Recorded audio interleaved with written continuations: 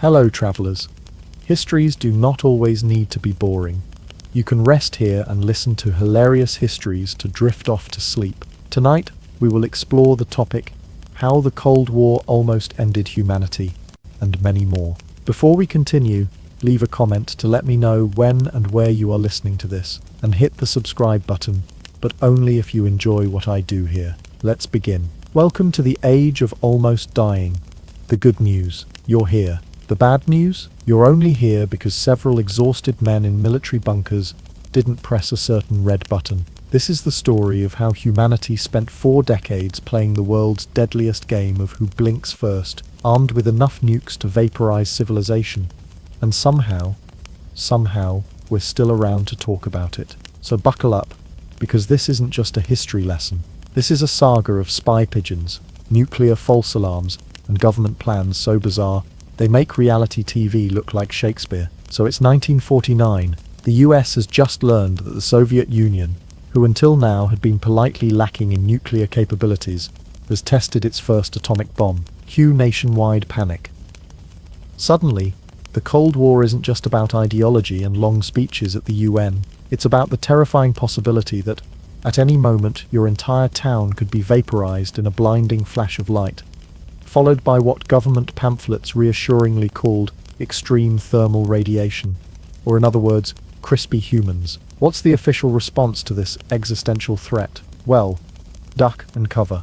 That's right. If you were a kid in the 1950s, chances are you watched a cartoon turtle named Bert, calmly instructing you that if you see a giant nuclear fireball descending from the sky, all you need to do is hide under your school desk and politely die with good posture. Government films told children that if they ducked quickly and covered their heads, they might survive. And to be fair, this is technically true.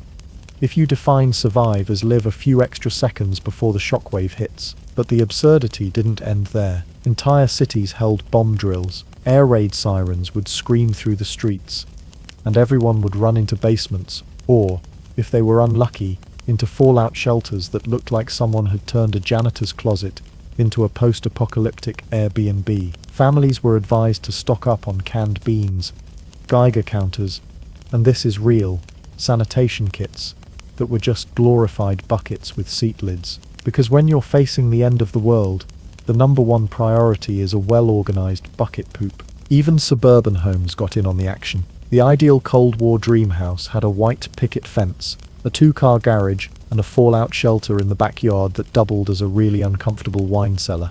And then there were the public service announcements. These cheerful little films explained to American citizens that, in the event of a nuclear explosion, you should remove flammable clothing, helpful, and lie flat on the ground. Basically a human tortilla strategy. Stay calm, they urged, because nothing says calm like watching your neighbor's roof float past your window at Mach 3. Meanwhile, the government started handing out pamphlets with titles like You Can Survive and 10 Things to Know About the Bomb Before It Knows About You. There were even fashion suggestions. Some guides told women to wear cotton or wool because synthetic fabrics might melt to your skin, which meant, yes, even your fashion choices could now be fatal. Dressing for the apocalypse had become a real thing, and it wasn't just America. In the USSR, similar drills were conducted, but with more steel, more concrete, and a lot less cartoon turtles. Soviet citizens were expected to learn how to build blast shelters, treat radiation burns, and this is my favorite part, keep working if possible, because nothing boosts productivity like glowing in the dark. But perhaps the darkest joke of all is this. All these drills, these desks, these buckets, were part of a psychological strategy. The real goal wasn't safety, it was control. Leaders knew that in the event of an actual nuclear war, survival was a dice roll played with loaded dice. But they also knew you couldn't govern a population living in constant terror, so you give them a script, a sense of agency, something to do with their hands while they wait for the mushroom cloud. And that, in a nutshell, is the early Cold War mindset. If we can't stop the end of the world, we can at least practice dying in an orderly fashion. It's September 26, 1983. The Cold War is still in full passive-aggressive swing. Reagan's calling the USSR an evil empire. The Soviets are nervously building more missiles. and the doomsday clock is looking like it's had one too many energy drinks. At a top-secret Soviet bunker outside Moscow, a man named Stanislav Petrov is pulling the night shift. His job? Monitor the early warning system for any signs that the Americans have launched a nuclear strike. If he sees incoming missiles, he alerts the Kremlin. The Kremlin launches a retaliatory strike. The world ends. No pressure.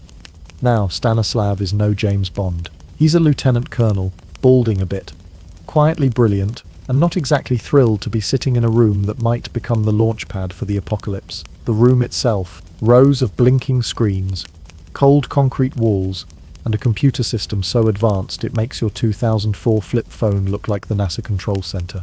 And then, beep, a warning light. The screen flashes. One American missile is inbound. A moment later, 2, 3, 4, 5. 5 nuclear missiles, allegedly on their way. The sirens go off. Red lights flash. The launch officers start getting twitchy. Here's the protocol. Petrov is supposed to report this immediately, confirm it's real, and then the Soviet military would prepare to launch a full counterstrike. Because in Cold War logic, if you think you're being nuked, the only rational response is to make sure everyone dies together. It's like a double suicide pact with rockets. But Petrov hesitates. See, something doesn't add up. Only 5 missiles? That's not how a full-scale nuclear attack works. If the US were going to start World War III, they wouldn't send just 5. They'd empty the entire buffet tray of ICBMs. It would be dozens, maybe hundreds. He doesn't trust the computer. And frankly, neither should you. This was the early 80s, when most computers still thought the Oregon Trail was a high-stakes adventure simulator. Petrov has a gut feeling. He decides not to report it. He waits. Minutes pass. Tense. Silent minutes. No explosions. No giant clouds. No heat rays turning Moscow into a historical footnote. Eventually the radar confirms it was a false alarm. Just a glitch. The satellite system had mistaken the sun's reflection off clouds for incoming missiles. That's right. The world nearly ended because of weirdly shiny weather. And Petrov, he basically saved humanity by doing nothing. By calmly, rationally saying, I think your murder software is acting up. The man quite literally stopped Armageddon by giving the Cold War's hair trigger system the skeptical side-eye. He didn't receive a medal. He didn't even get a raise. In fact, he got reprimanded for not filling out the logbook correctly. Because, when you single-handedly prevent the extinction of humanity, the real crime is forgetting paperwork. Years later, when the incident became public, people finally began to realize what he did. Stanislav Petrov, the man who stopped World War III by trusting his instincts and not a blinking red button. He once said, I had a funny feeling in my gut. That's right. Gut instinct. 1. Nuclear holocaust. 0. And so, next time your computer glitches and says you owe $40,000 in taxes, or that 87 American nukes are flying toward your face, maybe do what Stanislav did. Take a breath, blink slowly, and mutter, I don't think so. Let's talk about another part. A moment in Cold War history when America nearly jump-started the apocalypse, thanks to someone playing the wrong tape.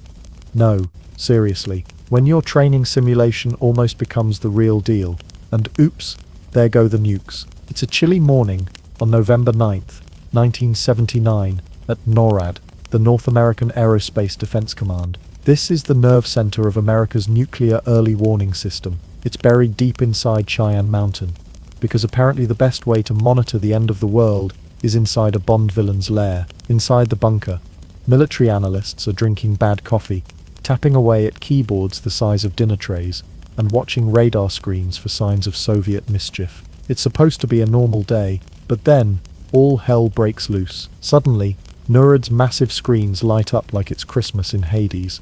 Hundreds of incoming Soviet missiles. Not 5, not 10, hundreds. Phones start ringing off the walls.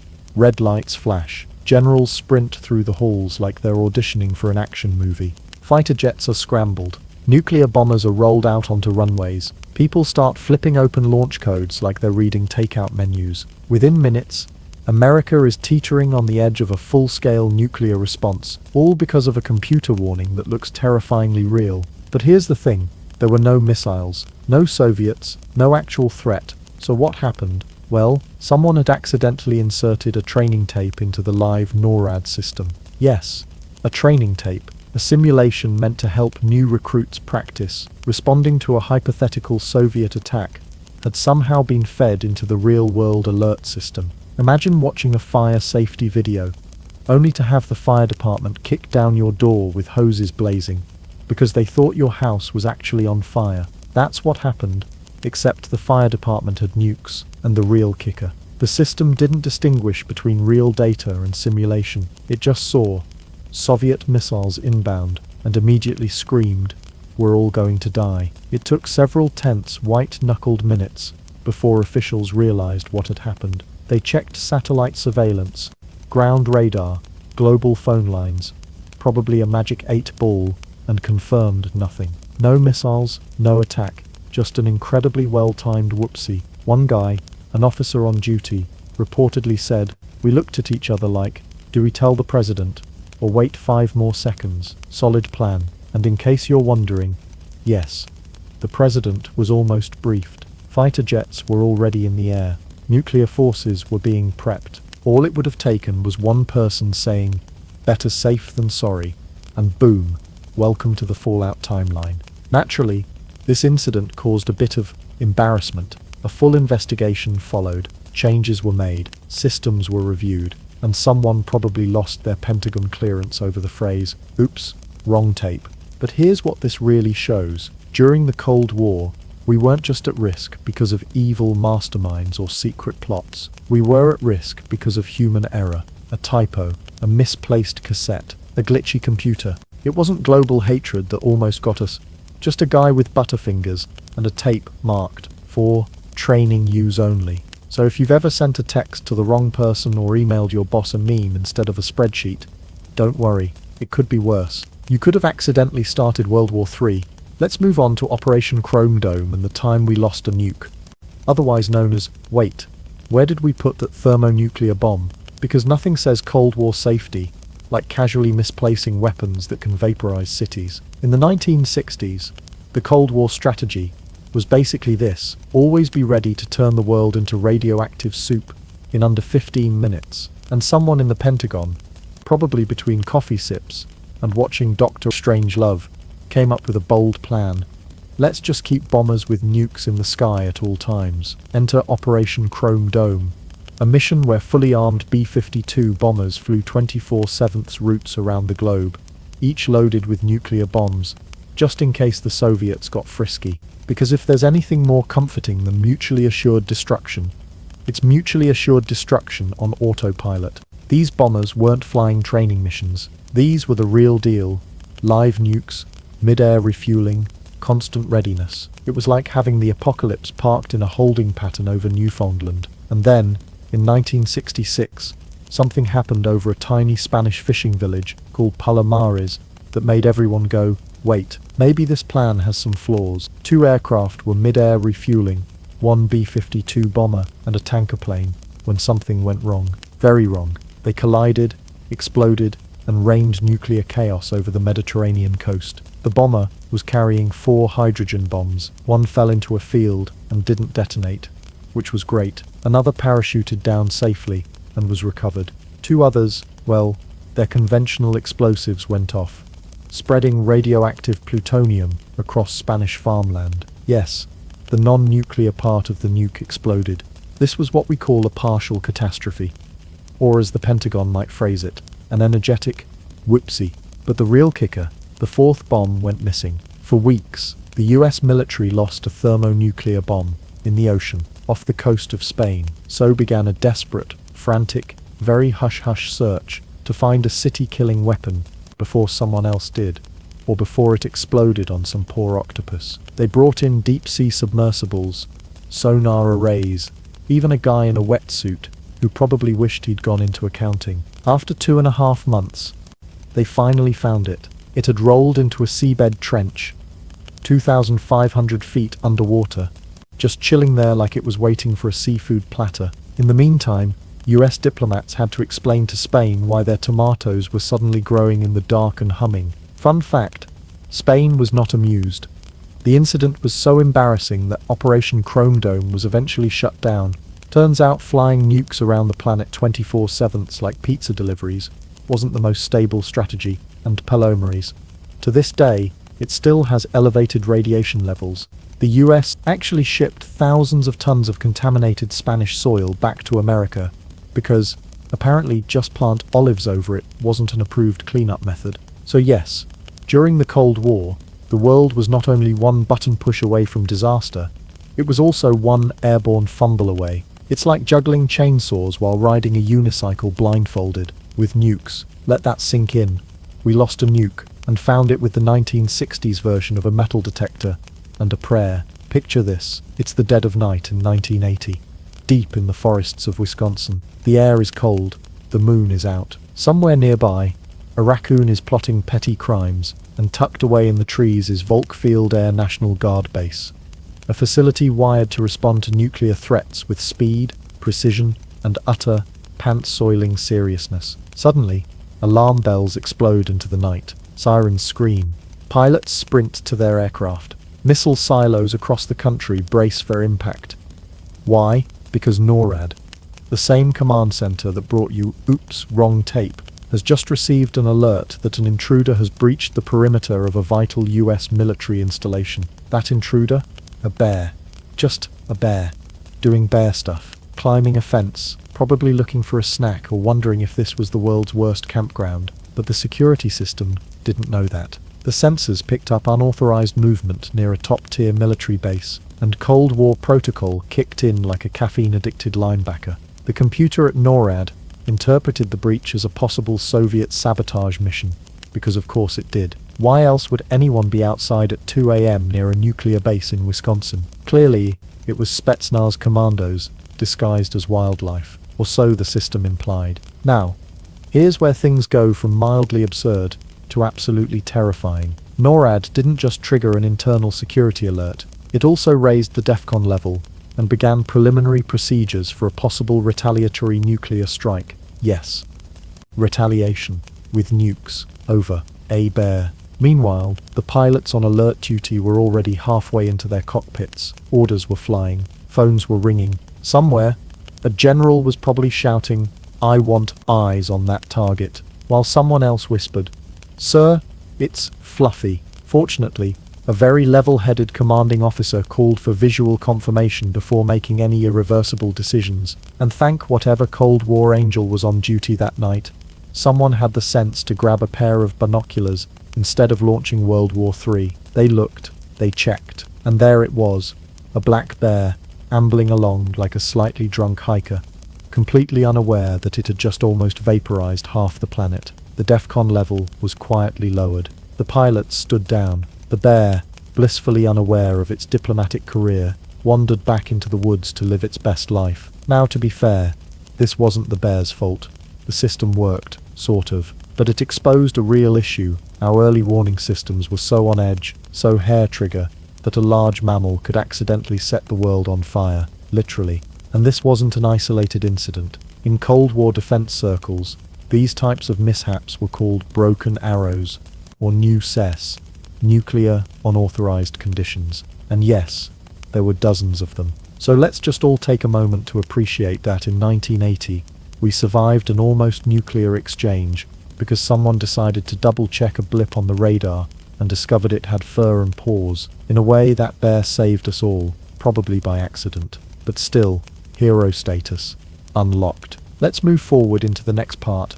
Another terrifying moment of Cold War near annihilation that somehow involved no heroes, no bears, just a faulty microchip and the human instinct to panic under pressure. Welcome to June 3rd, 1980. You're in the high-tech heart of American Nuclear Command, NORAD, the North American Aerospace Defense Command, a fortress of blinking lights, men in uniform, massive radar screens, and enough firepower coordination to turn the globe into a charcoal briquette. And on this fateful morning, the computers at NORAD do something truly terrifying.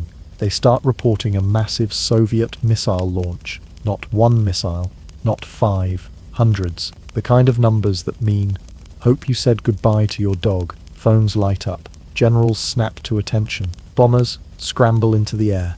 Nuclear submarines prepare to launch. The Pentagon is on the brink of going full doomsday mode.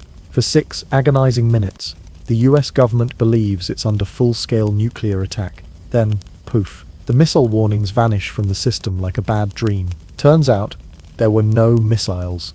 No Soviet attack, not even a test launch. The culprit, a faulty 46-cent computer chip. That's it. The motherboard hiccuped. The system went into global extinction mode because some tiny silicon rectangle that cost less than a can of soda decided it was time for World War III. And the real kicker, this exact type of malfunction happened twice. Once on June 3rd, and again just 4 days later, on June 6th. The second time, someone finally said, maybe we should, test the hardware. And sure enough, they traced the error to a tiny component in a computer at NORAD's Cheyenne Mountain Complex. That chip was the digital equivalent of a toddler pressing every button on a piano and then yelling, "Missile attack." In response, officials were like, well, clearly this is concerning, so they slapped in some redundancy systems, better maintenance, and probably gave the chip a stern talking to. But let's step back and absorb this for a second. We nearly launched nuclear retaliation because a single chip glitched in 1980s computer technology, the same era when it took 20 minutes to load a floppy disk, and you could fry your hard drive by sneezing near it. It's like trying to run your home security system on a Tamagotchi. And while it's hilarious in hindsight, because we're still here, typing and breathing and drinking overpriced coffee, it was no joke at the time. This incident led to a massive re-evaluation of early warning systems, mostly because officials realized they were one circuit short of apocalypse. So yes, we dodged the end of the world, not with heroism or diplomacy, but because someone eventually decided to jiggle the wires and ask, hey, is this thing working right? If you thought the Cold War wasn't terrifying enough with its accidental bear invasions, glitchy microchips, and Soviet officers playing nuclear goalie, allow me to introduce the most metal thing ever devised by human paranoia, Dead Hand, also known by its much scarier Russian name, Perimeter, also known as that thing in the bunker that wakes up and ends the world. So what is Dead Hand? In short, it's the Soviet Union's automated nuclear revenge system. Built during the 1980s, when tensions were sky high and trust was lower than a limbo stick in hell, the system was designed to launch full-scale nuclear retaliation automatically, even if all human leadership had been vaporized. Let's break that down. If the US nuked the Kremlin and everyone inside it, and no one was left alive to give the launch order, Dead Hand would do it anyway. This wasn't science fiction. This wasn't Dr. Strangelove fanfic. This was a real machine, built and maintained in secret, whose job was to make sure that if Mother Russia went down, everyone else was going down with her. And how did it work? Buckle in one. Sensors were installed to detect seismic activity, light, radiation, and other cheerful signs of oh no, we've been nuked. 2. If enough evidence of annihilation was detected, Dead Hand would activate automatically. 3.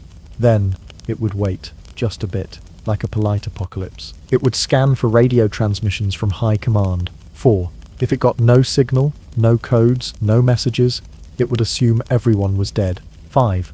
At that point, a pre-programmed dead man command would be transmitted to nuclear silos, submarines, and mobile launchers across the Soviet Union. And then, goodbye Earth. Yes, Dead Hand is basically the nuclear version of a haunted Roomba, except instead of cleaning your floors, it cleans the planet. Now, here's where it gets even more bone-chilling. We didn't know about this thing until after the Cold War ended. It wasn't confirmed publicly until the 1990s, when former Soviet officials casually let it slip that, oh by the way, we had a zombie robot apocalypse button this whole time. Why build such a thing, you may ask? Because the Soviets feared a decapitation strike, a surprise US attack that would kill leadership and prevent any retaliation. And to them, the only thing scarier than global annihilation was not participating in global annihilation, which honestly feels very on brand. But here's the kicker, it might still exist. According to some Russian sources, Dead Hand, or a modernized version of it, is still around today. It's like the dusty old emergency exit no one wants to talk about, just sitting in a bunker somewhere, quietly waiting for doomsday. It's not always active, they say, more like on standby, which is just vague enough to keep you awake at night. So while you're enjoying that oat milk latte and scrolling through cat videos, remember, somewhere out there, In the icy corners of Russia, there may still be a revenge machine from the 1980s, powered by spite and radioactive paranoia, patiently waiting for its final cue. Let's rewind to November 1983. Tensions between the US and the USSR are hotter than a microwave burrito at Chernobyl. President Reagan has been cranking up the anti-Soviet rhetoric. There are missiles rolling into Europe, and earlier that year the Soviets shot down a Korean passenger jet they thought was a spy plane. In other words, the vibes are not immaculate. Into this political minefield walks Abel Archer, 83, a NATO exercise designed to simulate how the alliance would respond to a Soviet nuclear attack. Totally routine. They'd done it before, but this year they decided to spice things up. They added realistic war games with full NATO command involved, new communications protocols that mimicked wartime escalation, top-tier secrecy, and unusual military movements. And just for flair, simulated nuclear weapons release procedures. It was like the usual fire drill, but this time they brought fake smoke and a guy yelling "fire" in the hallway. Now imagine you're in Soviet intelligence. You've spent months watching NATO deploy missiles and rehearse war. Suddenly, you see unusual activity, planes on the move, silent military bases suddenly lighting up, communication lines buzzing. What do you think? Oh, they're just LARPing war again? Or, this is it. They're actually doing it. Guess which one the KGB picked? Correct. They believed this exercise might be a cover for an actual nuclear first strike. Why? Because that's exactly what they had planned to do if they ever wanted to launch a surprise attack. Hide it under the label of a drill. So Soviet forces in East Germany and Poland quietly go on high alert. Nuclear-armed planes are fueled and prepped. Missile units are told to stand by. And somewhere deep in Moscow, some very sweaty men in uniforms are likely whispering, "Wait for the launch order. Wait, wait." Meanwhile, back on the NATO side, everyone's just following the script, like it's the most realistic LARP event in history. Nobody has a clue that the USSR is on the verge of lighting the sky on fire. The only reason this didn't go full mushroom cloud, because at the last minute, Soviet leadership decided, okay, if this were real, we'd probably be dead by now. Maybe it actually is just a drill, and they stood down. That's it. That's how close we came. One false move, one misinterpreted message, one American officer sneezing on the red phone, and it would have been global barbecue night. When word got out later, US officials were horrified. Intelligence reports confirmed just how dangerously misinterpreted the exercise had been. The world had accidentally tap-danced along the edge of the abyss, because NATO decided their wargame needed better roleplay mechanics. And Reagan? He was shaken. It was one of the key moments that made him rethink Cold War strategy. That, and probably watching wargames and realizing that letting a computer guess the apocalypse is not ideal foreign policy. Imagine being a Soviet diplomat during the Cold War. You're carrying the fate of humanity strapped to your side, literally, in the form of a briefcase containing the nuclear launch codes. No pressure, right? Well, in 1984, one such diplomat had a moment of supreme absent-mindedness. Somewhere between the airport and the hotel lobby, the briefcase took a little solo adventure, left behind in the back seat of a car. Yes, the nuclear briefcase, just hanging out like it was a lost set of car keys. Now, before you start imagining this as the plot of a slapstick spy comedy, here's the reality. The briefcase contained top-secret codes and communication devices that would allow the Soviet government to authorize a nuclear strike. If the wrong person got hold of it, well, it could have been the most expensive lost and found incident in history. But here's where Cold War bureaucracy gets weirdly reassuring. The car was found pretty quickly, and the briefcase was recovered without incident. No rogue KGB agents had turned it into a suitcase disco party. No world-ending disaster happened. Still, this story was leaked much later, sparking a wave of nervous laughter among Western intelligence and historians, because it perfectly captured the absurdity of a world on the brink of nuclear war, run by humans who occasionally forget where they parked. Think about it.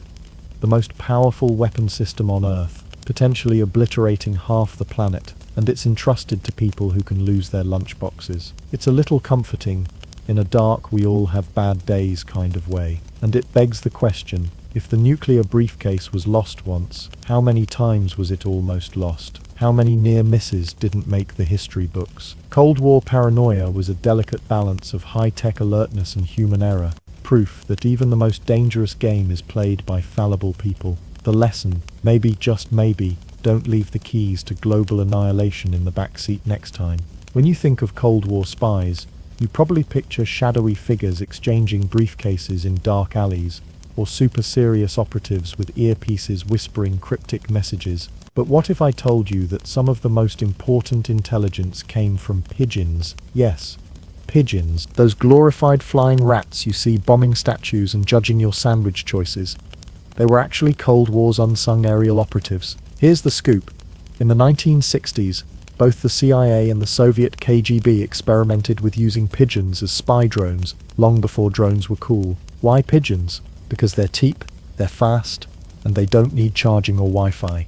The CIA's Project Pigeon, later revived as Project Orcon, was designed to train pigeons to recognize enemy vehicles and directed missiles toward them. Yes, pigeons trained to play missile guidance systems. It sounds ridiculous, but back then, scientists genuinely believed a pigeon's brain could outperform early computer vision systems. The training involved placing pigeons in little cockpits where they'd peck at images of tanks or trucks. When they correctly identified a target, they got a treat, because nothing motivates like snacks. Unfortunately, pigeons sometimes got distracted. For example, if a pigeon saw a shiny object or a rival pigeon, it might ignore the missile and fly off to a rooftop party instead, which you know is a solid bird brain move. On the other side of the Iron Curtain, the Soviets used pigeons too, not just for spying but for messenger duties, and even tiny cameras strapped to their chests to snap photos over enemy territory. Imagine a pigeon flying over a NATO base wearing a tiny camera.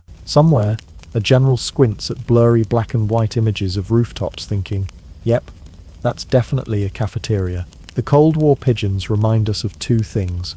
1. Sometimes, the best spy tech looks like a bird doing loop-de-loops. 2. Humans will try anything to get an edge, even if it means training a pigeon to be a missile jockey. So next time a pigeon poops on your head, just remember, you've just been judged by one of history's most unconventional spies. From nuclear false alarms and war games gone too real, to briefcases left in back seats and birds working double shifts as secret agents, we've strolled through the Cold War's most that almost ended humanity, moments. What we've learned. The Cold War wasn't just a battle of ideologies, it was a decades-long anxiety attack with missiles. Human error is eternal, even when the stakes are literally world-ending. Technology is helpful, until it misreads a sunrise as a nuclear attack. And pigeons, let's just say you'll never look at one the same way again. In the end, we're all just a few bad decisions. One glitchy radar, or one overconfident bird away from rewriting history. So next time you feel overwhelmed by life, remember, you survived the Cold War. Well, maybe you weren't born yet, but still, you made it. Stay alive, stay curious, and maybe don't let a pigeon handle the nukes.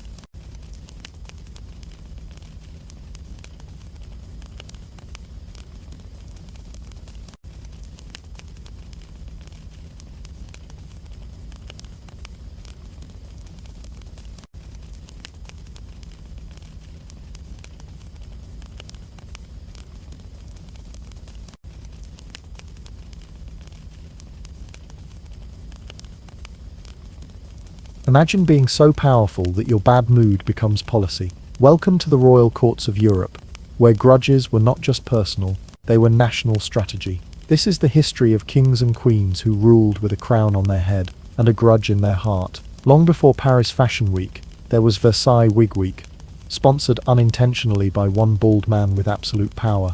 Louis XIV, the Sun King of France, a man so dedicated to appearances that he didn't just reign over a nation, he ruled over foreheads. Now, Louis had many accomplishments, centralizing the French state, building the Palace of Versailles, surviving multiple assassination attempts. But let's talk about his most enduring legacy, the high-fashion arms race of artificial hair. See, sometime in his 20s, Louis began losing his hair.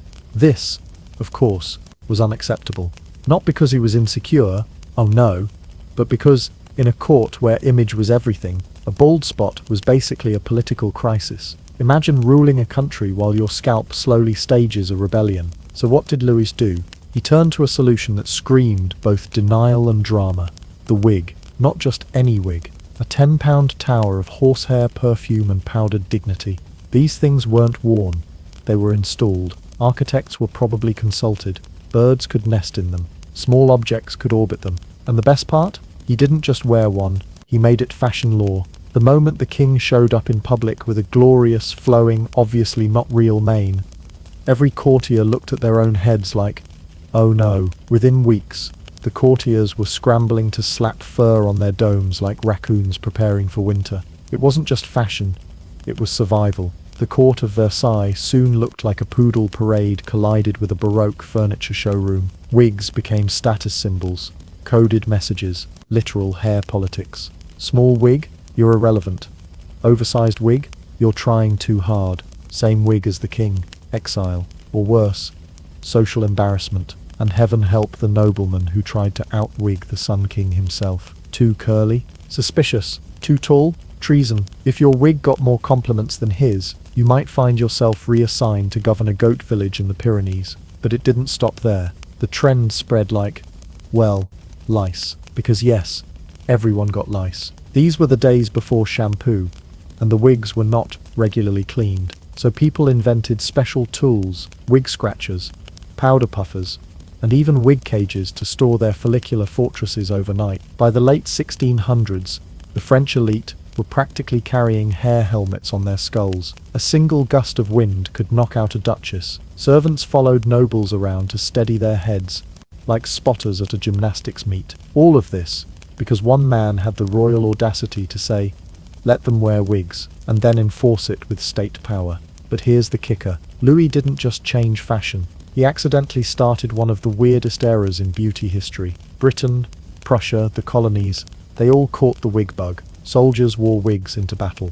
Judges still do, to this day, as if their courtroom credibility depends on looking like they're smuggling a sheep on their scalp. Eventually, the wig era died out, probably from exhaustion and neck injuries. But for a while, all of Europe was united under one hairy regime, the bold king's revenge, and the moral of the story. Sometimes the pettiest insecurities launch the most excessive trends, especially when you're literally the sun. Let's set the scene. It's the 16th century. England and Scotland are two nations with centuries of baggage, political stress hives, and enough swords per capita to qualify as a hazard zone. At the centre of this powder keg are two women, Elizabeth I of England and her first cousin once removed, Mary, Queen of Scots. Spoiler alert, these two queens never met in person, and honestly, that was for the best, because if they had, the sheer passive-aggressive tension would have caused the tapestry to combust. Let's break this royal feud down. Elizabeth was the daughter of Henry VIII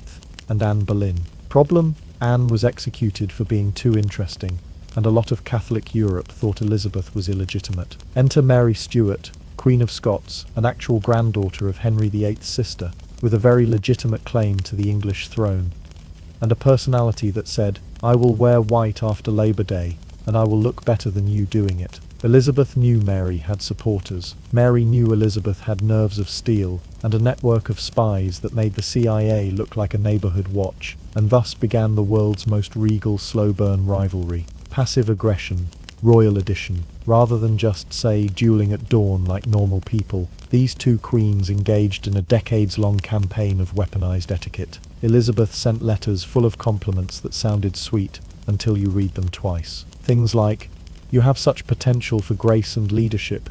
If only you could, stop marrying disasters. Mary replied with letters laced in Scottish elegance and passive flexing, dearest cousin. I hope your face creams are keeping you well in these your golden years. I still get mistaken for a teenager. So awkward. Elizabeth, childless, and perpetually under pressure to marry, watched as Mary went through 3 husbands like she was speedrunning romantic tragedy. Especially the last one, Lord Darnley, who Mary may or may not have had blown up with gunpowder in his bedchamber. Elizabeth, perhaps you are not fit to rule. Mary, perhaps you're not fit to wed. Both sips tea, very pointedly. The fashion feud Mary was tall, glamorous, fluent in French, Catholic, and dramatic. Think royal movie star. Elizabeth was sharp, stylish in her own right, Protestant, and not here for your French nonsense. The courts obsessed over their looks, like it was a season of RuPaul's Royal Race. Mary made sure to send portraits of herself in rich fabrics and youthful glamour. Elizabeth responded by commissioning portraits with giant ruffs, gold-threaded gowns, and enough white lead face paint to blind an alchemist. It wasn't just about clothes, it was identity warfare in couture. Mary's last mistake, plotting badly. Eventually, Mary fled Scotland after that whole "maybe I murdered my husband" thing, and sought refuge in England. A brilliant idea, if your goal is to be under house arrest for 19 years. Elizabeth kept her cousin under tight watch, like an elegant prisoner with really nice drapes. But Mary wasn't content to just wait it out. Oh no. She got involved in plots to overthrow Elizabeth. Unfortunately, most of these plots had all the subtlety of a ham sandwich at a royal fast.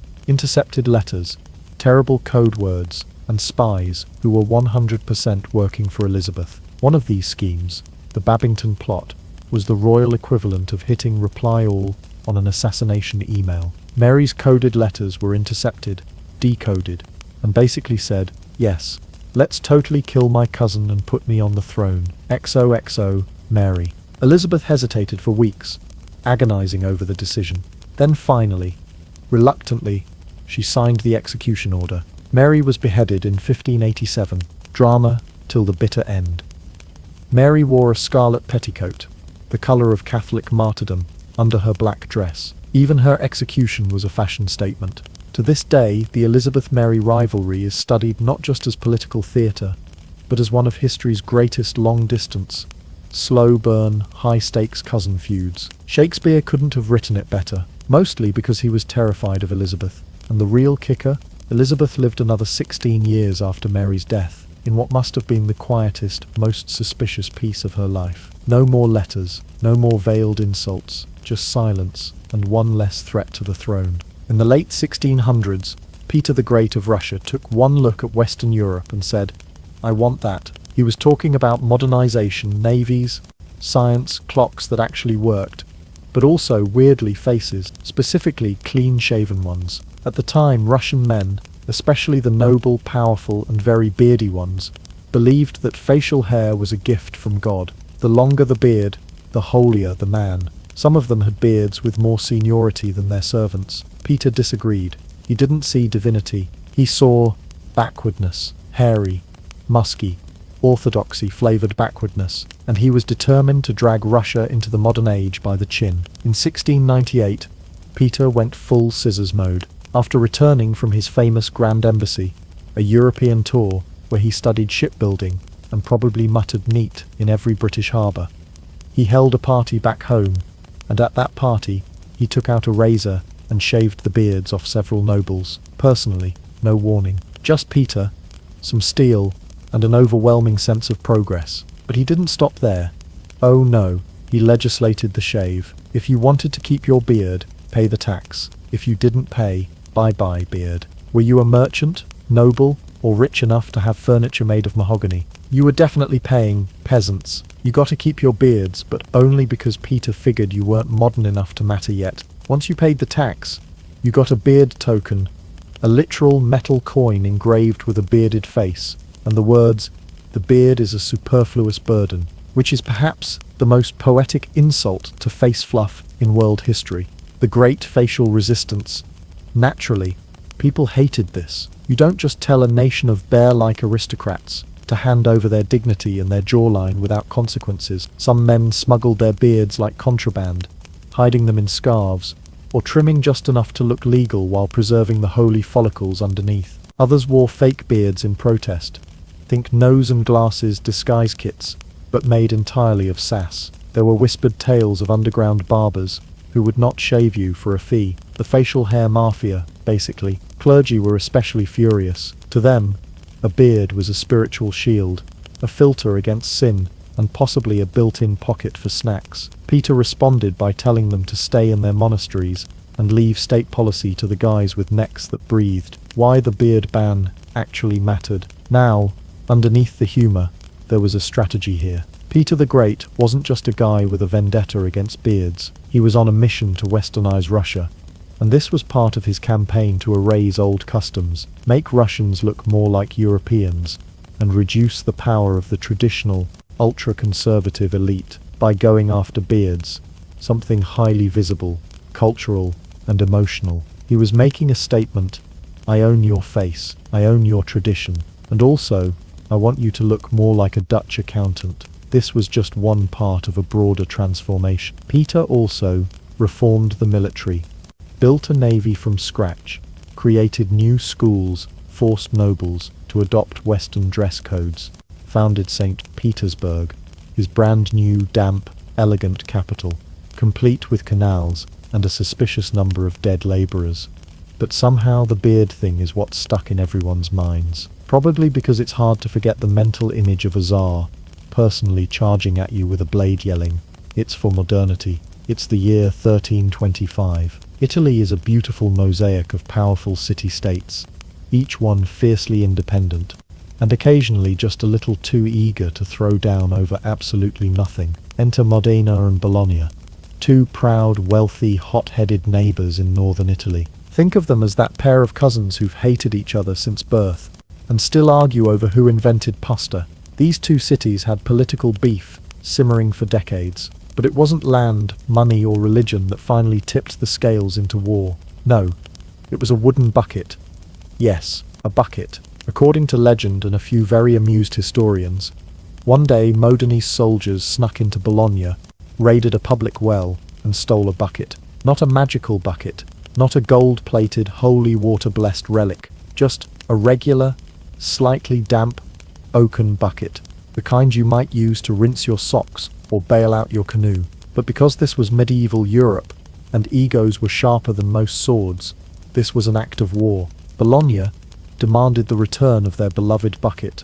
Modena refused. They didn't even try to negotiate. They just went, "No, it's our bucket now. Come and get it." And Bologna said, "Fine, we will." Yes, the War of the Oaken Bucket escalated into a full-blown armed conflict. Thousands of soldiers were mobilized, fortresses were besieged, alliances were drawn. Entire families were dragged into a war that, on paper, looked like a plumbing-related misunderstanding. Bologna fielded an army of 30,000 men, which is a lot of rage for something you could replace at a medieval Home Depot. Modena, being smaller, gathered only 7,000 troops, but apparently they trained harder, fought smarter, or were just really emotionally attached to their new piece of well gear. The biggest battle, the Battle of Zappolino, real name, real bloodshed, real people screaming for honor, for Modena, for wood. Modena won, handily, which means the bucket stayed in Modena, and to add insult to injury, they paraded it through the city like a holy relic, cheering like they'd just won the Holy Grail at a raffle. To this day, yes, today, that very bucket still sits on display in Modena's Civic Museum, protected by glass and irony. Tourists come from all over to stare at it, take pictures, and whisper things like, "Thousands of people died because of you, and this belongs in a satire, not a museum." And Bologna? Well, they lost the war, the bucket, and probably a little bit of dignity, which might be why they still insist the real cause of the war wasn't just the bucket, but political tension and border disputes. Sure, Bologna, sure, and the Titanic sank because of minor hull difficulties. The War of the Oaken Bucket might sound like a medieval sitcom plot, but it highlights something weirdly human, the way symbols can matter more than logic. That bucket wasn't just a bucket anymore. It became pride, identity, an insult that couldn't be ignored. And in an era where duels could happen over bread temperature or goat insults, this kind of nonsense had real consequences. Also, let's be honest, it's kind of refreshing to read about a war where the main casualty wasn't global democracy, but hydration equipment. Once upon a time, in the glittering courts of 19th century Bavaria, a storm was brewing. Not over war, not over taxes, not even over wigs, though those caused their fair share of scandal. No, this diplomatic disaster began with the deadliest weapon in all of royal protocol, the banquet seating chart. Meet Queen Caroline of Bavaria. Queen Caroline was a woman of refined taste, powerful connections, and a finely tuned radar for disrespect. She knew the rules of court etiquette, like a hawk knows the rules of thermals. She wasn't just a monarch's wife. She was a social precision instrument calibrated to the nearest teaspoon of status. So imagine her horror, her absolute royal gasp, when one fateful banquet placed her, brace yourself, too far from the king. Not by a lot, mind you, just one chair off. But in court politics, that's the equivalent of slapping someone with a glove and saying, "Your bloodline offends me." To understand the severity of this offence, we need to talk about royal seating rules, which are frankly more complicated than nuclear launch protocols. You don't just sit wherever you like.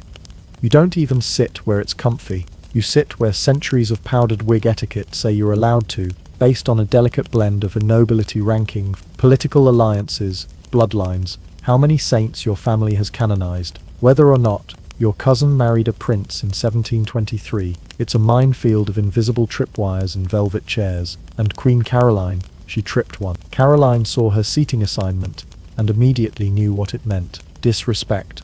Public. Upholstered. High-backed disrespect. She demanded an apology, not just a, "Whoops, our bad." She wanted a full diplomatic grovel, preferably involving handwritten apologies, bouquets, and possibly someone getting exiled. The other court, because yes, this was a multi-court banquet, like the royal version of a high school reunion with crowns, refused. They claimed it was just a simple mistake. Maybe the steward spilled wine on the original chart.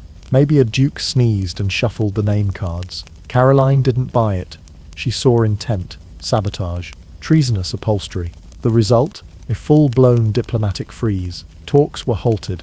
Relations between courts went icier than leftover roast goose. Events were cancelled, alliances were reconsidered, and other queens quietly re-evaluated their own seating charts in case they were next. Caroline, in true royal form, didn't just hold a grudge, she redecorated with it. She began shifting her political alliances, distancing herself from those she deemed chair traitors, and realigning court relationships, like she was rearranging a chessboard made of grudges and passive-aggressive thank you notes. The moral of the story: never underestimate a chair. In the end, the incident was never truly resolved. Historians still chuckle over it, diplomats still sigh, and somewhere out there, a gilded chair still whispers, "I caused an international incident. This was more than furniture.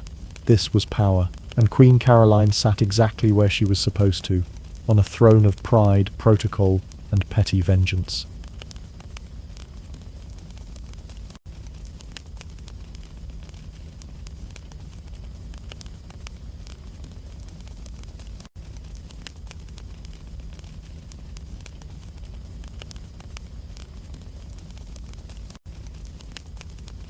How coffee, beer, and bread saved civilization multiple times. Because when water is poison, fermented stuff becomes survival. Let's go back to the ancient days.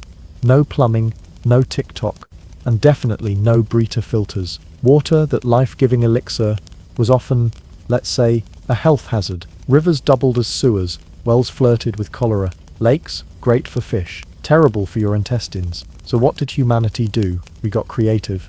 We said, let's ferment it, boil it, bake it, foam it up, and drink it anyway. And thus, the great trio of beer, bread, and coffee became the holy trinity of not dying. Chapter 1.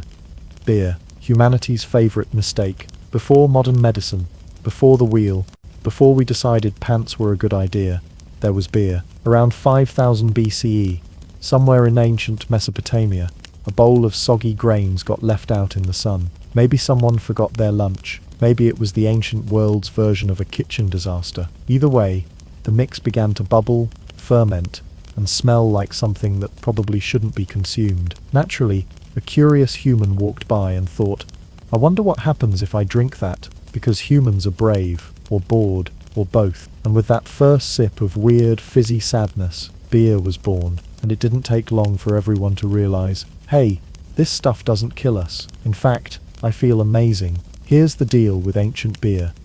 It wasn't just a party trick, it was liquid survival. 1. It was sterile. In a time when rivers were basically open-air toilets, beer was a miracle.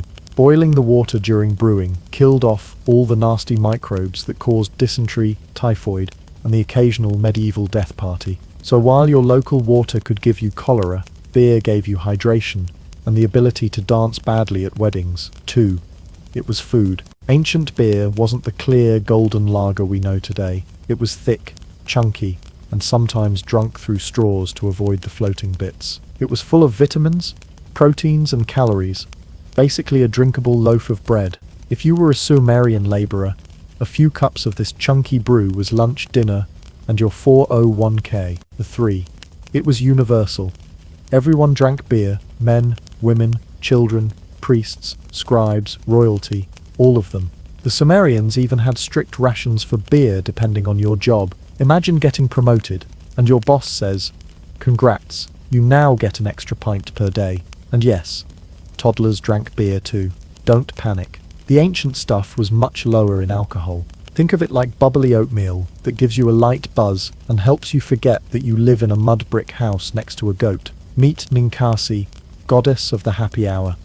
The Sumerians weren't casual about their love for beer. They deified it. Enter Ninkasi, the goddess of beer, brewing, and all things fermented. Her name literally translates to lady who fills the mouth. The hymn to Ninkasi, written around 1800 BCE, is both a religious chant and a brewing manual. It walks you through the steps of beer making like it's a sacred ritual, which for ancient brewers it was. Imagine if our modern prayers included, "May thy hops be fresh, thy fermentation strong, and thy hangover light." The hymn includes lines like, "You are the one who waters the malt set on the ground. You are the one who spreads the cooked mash on great reed mats." Translation: you, divine being, are basically the brewmaster general. And unlike modern brewing, which uses stainless steel tanks and spreadsheets, Sumerians brewed beer in giant clay pots, while probably chanting and wondering if the goat had stolen their sandals again.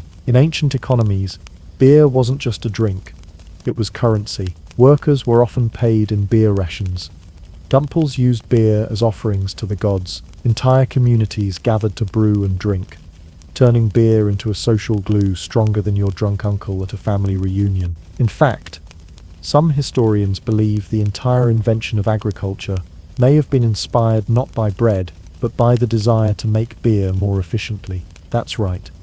We planted entire fields of grain not to eat, but to party. Civilization, brought to you by poor impulse control and barley. Beer across the ancient world. It wasn't just the Sumerians. The Egyptians had breweries attached to temples. Even the pharaohs drank beer, though theirs was filtered and fancy, like artisanal microbrew with hieroglyph labels. Babylonians had 20 different types of beer. 20. That's more variety than most modern bars. And they did it without refrigeration or Wi-Fi. The Hittites, Assyrians, and Persians all had their own take on the frothy miracle juice. Beer was a sign of hospitality, prosperity, and clean water without the risk of explosive digestive regret. And in case you're wondering, yes, beer festivals existed. Archaeological evidence shows gatherings with big communal pots, shared straws, music, and probably one guy who always overdid it and ended up sleeping in a barley sack. In conclusion, beer is the reason you're alive. Let's not sugarcoat it. If it weren't for ancient beer, the cities might not have formed, trade might not have flourished, people might have died from their own drinking water. Instead, we got civilization, writing, math, and eventually IPA snobbery. So the next time you crack open a cold one, just remember, you're not being lazy. You're honoring a 7,000-year-old survival strategy. And if anyone questions it, just raise your glass and say, "This is for Ninkasi and all the glorious humans who drank weird bubbling grain water, so I could eventually live in a world with nachos and indoor plumbing." Chapter 2. Bread. Rise of the Yeast Empire. If beer was civilization's liquid life force, bread was its solid backbone. Where there's beer, there's bread. Or at least some soggy, mysterious proto-bread that got left on the windowsill long enough to transform into something oddly delicious. Bread is one of humanity's oldest and most glorious inventions. And once someone figured out that mixing ground grain with water into a blob, then heating it, results in edible joy, well, there was no going back. At some point in prehistoric history, someone probably made a flatbread, basically a pancake with serious attitude, and left it out overnight. Then, wild yeast, those tiny magical fungi that float around like airborne party crashers, drifted in, got cozy, and started munching on the dough's sugars. What happened next? The dough started rising, like literally puffing up and looking suspiciously like a fluffy pillow. Imagine the baker's reaction. What the hell is happening to my flatbread? Instead of tossing it out, they baked it anyway. The result? Something light, airy, and absolutely delicious. The world's first leavened bread was born. Bread quickly became more than a snack. It was portable. You could carry it anywhere. Unlike a beer jug, you didn't need a straw or a table. Storable, it kept for a while, so you could stockpile it for winter journeys or that one cousin who never shows up on time. Tradable, a loaf of bread was a form of currency and bartering power. Need something? Trade bread. Bread helped humanity transition from hunter-gatherer chaos to, hey, let's build a city, draft some laws, and invent taxes. Yes, bread was the original infrastructure. It kept armies marching, workers building, and tax collectors fat and happy. Roman soldiers were literally paid in bread rations, a daily bread stipend that ensured they didn't starve between epic sword fights and diplomatic discussions. Egyptian laborers building the pyramids, they survived on bread and beer, fueled by a diet that would make modern gym bros jealous. Imagine carving limestone blocks all day and coming home to a loaf that's basically your paycheck and dinner combined. And medieval peasants, their bread was often so dense and coarse, basically hardened rye, that it could double as a self-defense weapon. Hungry bandit, take a swing with this brick of bread and see who goes down first. Bread wasn't just survival fuel, it was a social equalizer and status symbol. White, fluffy bread was a luxury for nobles.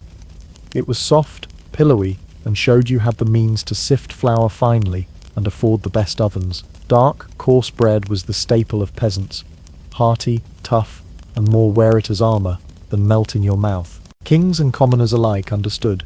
Control the bread, control the people. In fact, bread riots were some of the earliest forms of civil unrest. When bread got scarce or prices soared, civilizations shook. Bread is woven into rituals, religion, and everyday life. In Christianity, bread became the body of Christ, which is a lot of pressure for something made out of flour and water. In countless cultures, breaking bread together symbolizes friendship and trust, a tradition that started when sharing food meant survival. And even today, every time you bite into a croissant, a baguette, or a simple sandwich, you're tasting 10,000 years of human carbohydrate ambition. Final crust. Bread is civilization's original multi-tool.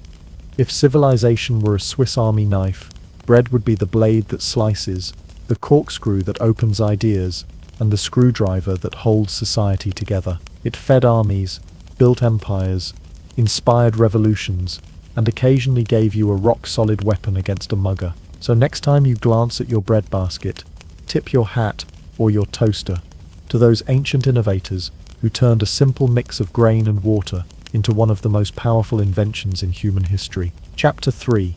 Coffee. Black Liquid Enlightenment. Let's fast forward a few thousand years to medieval Ethiopia or Yemen, depending on which coffee origin story you're willing to accept. Somewhere in those hills, a herd of goats suddenly started bouncing off the walls like they'd just chugged 3 energy drinks. Why? Because they were nibbling on some strange red berries nobody really understood yet. A curious shepherd spotted the hyperactive goats and thought, "Hold up, I want whatever they're having." Probably because goats don't have the best reputation for self-control. So this shepherd gathered those mysterious berries, roasted the heck out of them, brewed a dark steaming potion, and took a cautious sip. And then he cleaned his entire hut, reorganized his flock, composed a poem about existential dread, and maybe even invented philosophy, all before lunch. Basically, coffee turned him into the ultimate productivity guru of his time, long before LinkedIn existed. By the 16th and 17th centuries, coffee houses started popping up all over the Middle East and Europe. These weren't your modern-day Starbucks with comfy couches and artisanal oat milk. No, they were the buzzing idea factories of their day. Picture this. Poets reciting verses that made your brain tingle. Scientists arguing over the secrets of the universe. Heretics whispering dangerous thoughts. And men in giant wigs plotting to overthrow governments. All fueled by endless cups of black liquid energy. In England, coffee houses earned the nickname penny universities.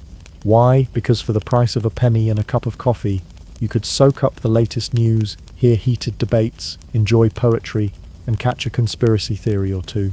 Basically Twitter, but with fewer trolls and way more cravats. Not everyone loved coffee's social power though. Some rulers freaked out and banned coffee outright, fearing what they called caffeinated uprisings. They weren't totally wrong. Coffee made people think faster, work longer, and talk louder. It was the original wake up and smell the revolution fuel. Suddenly, sleepy peasants were buzzing with energy, questioning authority, and organizing protests. Revolutions don't run on warm milk lattes. They run on strong, bitter coffee. Coffee wasn't just a drink, it was a catalyst. It powered the Age of Enlightenment, that era when people stopped believing the earth was flat and started wondering about rights, science, and taxes. It energized the Industrial Revolution, because someone had to stay awake to invent the steam engine. Without coffee, we'd probably still be arguing whether the sun revolves around the earth. With coffee, humans put a rover on Mars, invented memes, and argued on the internet until 3 a.m. So, next time you gulp down your morning cup, remember you're participating in a centuries-old tradition of caffeine-fueled genius and mild chaos. Coffee is not just a drink, it's civilization's black liquid enlightenment, one cup at a time. In times when water could kill you, these three miracles of biology and poor refrigeration saved lives, fed empires, jump-started revolution, and made it socially acceptable to be jittery, buzzed, or full, all before noon. They weren't just food and drink, they were technology. Civilization didn't rise on swords alone. It rose on ale, loaf, and latte. So the next time someone judges your morning cold brew or evening craft beer, just smile and say, I'm honoring 10,000 years of human survival strategies.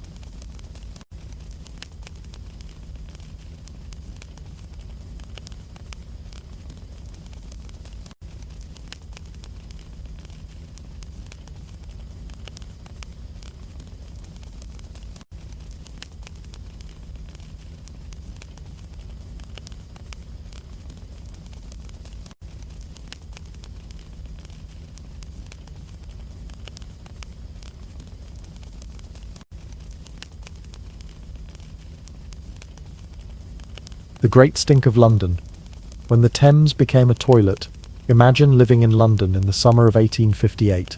The Victorian era was bustling with industry, innovation, and steam-powered everything. Big hats, shiny brass buttons, and gas lamps glowing in the fog made the city look like something out of a Gothic novel. But there was one problem no one could ignore, no matter how posh their top hat or stiff their collar. London smelled terrible, like open your window and pray for mercy. Terrible. The stench was so bad, so overpowering, it literally brought the British government to a halt. Yes, Parliament, the heart of British democracy, had to close, because the air smelled like a swamp, mixed with rotten eggs, and something that probably should never have existed outside a horror movie. This was the Great Stink of London, and it's one of history's most absurd, disgusting, and yet utterly transformative events. To understand how London got to this point, let's rewind a bit. Back then, the Thames River wasn't the sparkling icon it is today. Nope, it was basically London's open sewer. Imagine every household, factory, and public restroom dumping waste directly into the river. Pee, poop, dead animals, industrial sludge.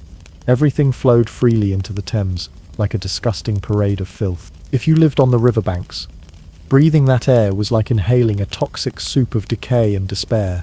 The smell was so infamous. Londoners often joked that you didn't need a gas lamp to see by at night.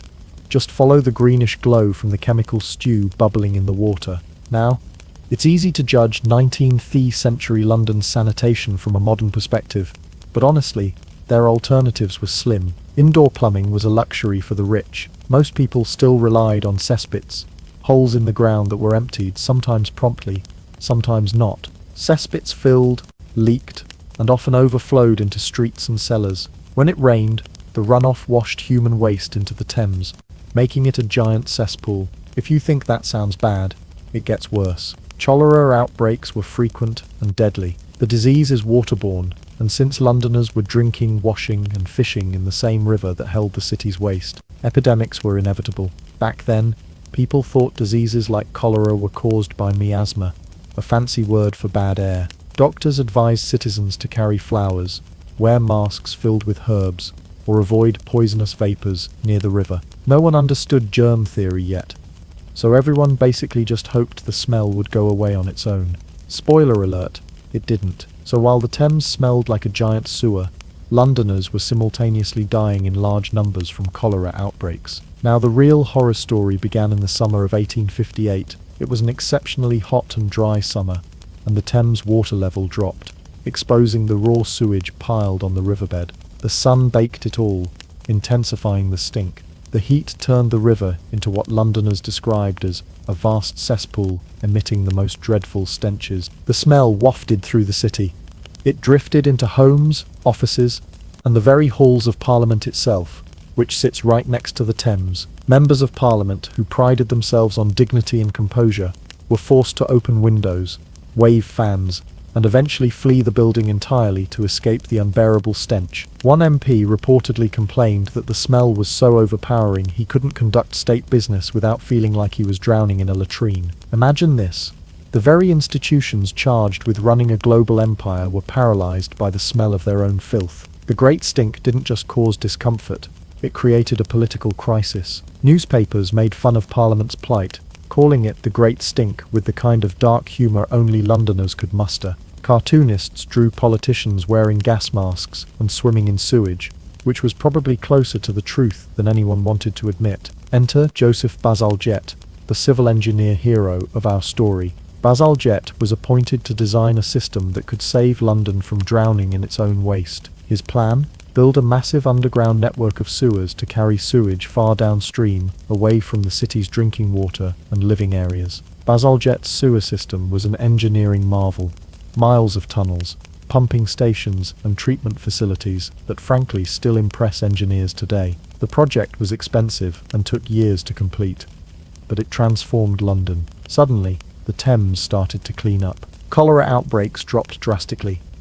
The smell lifted. Londoners could open their windows without risking permanent nose damage. Bazalgette's work didn't just fix a stink problem.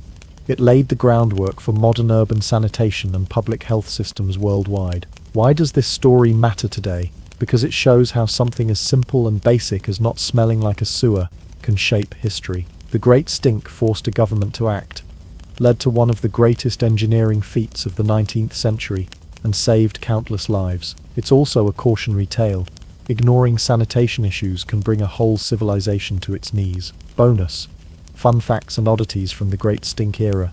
Before Bazalgette's sewers, Londoners sometimes threw their waste directly out their windows into the street below. Talk about living dangerously. Some blamed the smell on bad weather or foul spirits, which made sense until you realized it was just centuries of human garbage accumulating. When Parliament reopened, they installed special ventilation systems to keep the stink out. Basically the 19th century version of air conditioning. So next time you complain about your office bathroom or the smell in your subway car, remember, it could be worse. You could be living in Victorian London during the Great Stink, where the river was a toilet, the air was a weapon, and your government couldn't get any work done because no one could stop gagging. And thanks to one determined civil engineer and a nasty smell that couldn't be ignored, London went from stench capital of the world to a model of modern sanitation.